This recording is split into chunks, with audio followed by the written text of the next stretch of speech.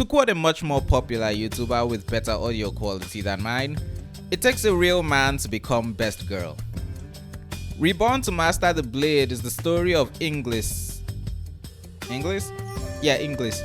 It's the story of Inglis, the Hero-King who dedicated his life to protecting his people and founding a prosperous kingdom where everyone could thrive. Specifically, we start at his death, when the goddess who gave him the powers he needed to accomplish his goals and save everyone, and actually I'm not quite sure what he did in his lifetime, but everyone was sad to see him die. Anyway, she offered him a reward and he asked that he be reborn so that he could live a new life dedicated to focusing his martial skills and mastery of the blade. He spent his entire first life dedicated to protecting and serving his people, so now he just wants to see what would have happened if he dedicated his time to just being the greatest swordsman. And so she grants his wish and he is reborn as a girl. Yeah, I'm going to be honest, I'm not entirely sure if this is an isekai or if he's in his own world. It might just be time travel to a time so far ahead that the world is kind of unrecognizable. Everyone seems to be using a completely different magic system than what he was initially familiar with. He is completely unfamiliar with the magi beasts, or is that the correct word? He's completely unfamiliar with the unknown monsters that attack people, and magic is much less well known in this world, so people couldn't even grasp onto the fact that someone was using a magic trick on them. It's basically an isekai, even if he hasn't actually been transferred to a new world. Anyway, whether or not it's like officially an isekai with him going to a different world, it may as well be with how much he doesn't really understand what's happening.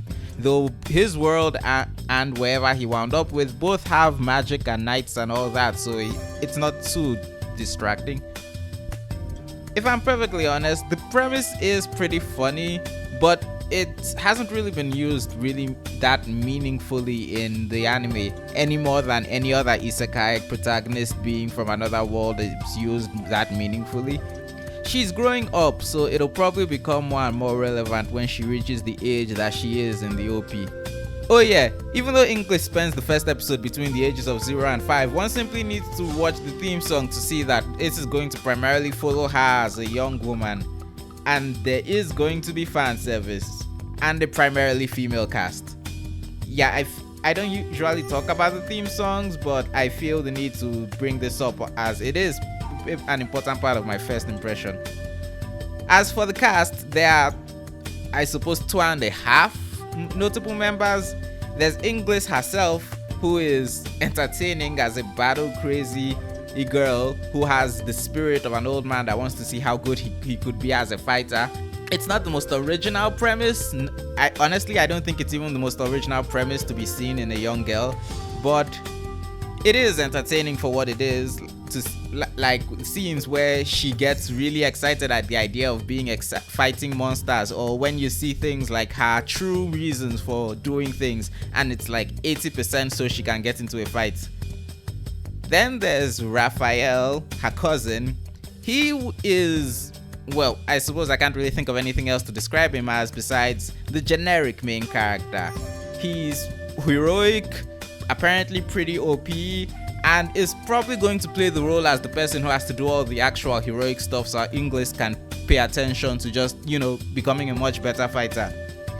Though there's one interesting thing in the fact that his ability is so special that his mother told him that if they were in danger from being attacked by monsters, he had to run away and not care about saving anyone else because he's just that special and important.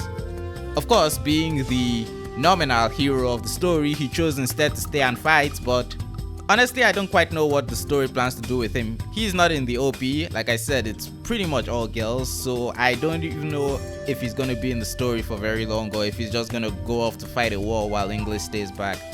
Honestly, I can't truly say I'm really interested in finding out. As for the other half, there's Inglis' other cousin and Raphael's younger sister, Rafina. The story seems to be focused on Inglis and Rafina's relationship as cousins, but once again, I can't really say I know exactly where this is going. When you hear the premise of the anime, you would think sexism would be a big factor in the story, but it doesn't seem to be, except beyond like one antagonist who didn't want to try fighting a 5-year-old girl. I'm not entirely sure if it's because of sexism. He makes a comment about dolls, but in the meantime, girls and women do seem to be allowed to learn how to fight. Rafina, who is basically a normal girl, was trying to practice sword fighting on her own. So yeah, I can't really tell you where exactly the idea of sexism comes in. Like, I'm pretty sure it's going to be there, I just don't know where. Honestly, personally, I found the art style a bit off. Not necessarily bad, but the angular faces on some of the more important characters kind of threw me off. I don't really know how to describe it beyond showing you examples of what I'm talking about and wondering if you see what I mean. The voice acting is pretty good, especially for the 5-year-old girls.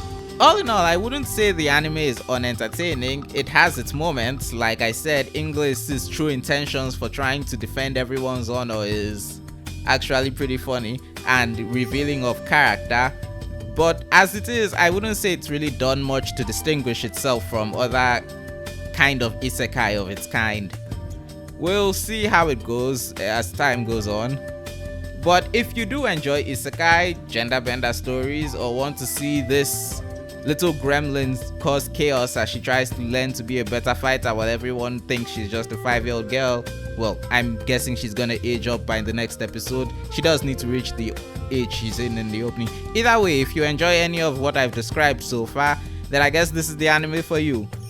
And if you've enjoyed this video, don't forget to hit the like button, comment your thoughts on it down below, and subscribe for more content, as well as check out the playlist so you can see my previous first impressions videos. Thank you and good day.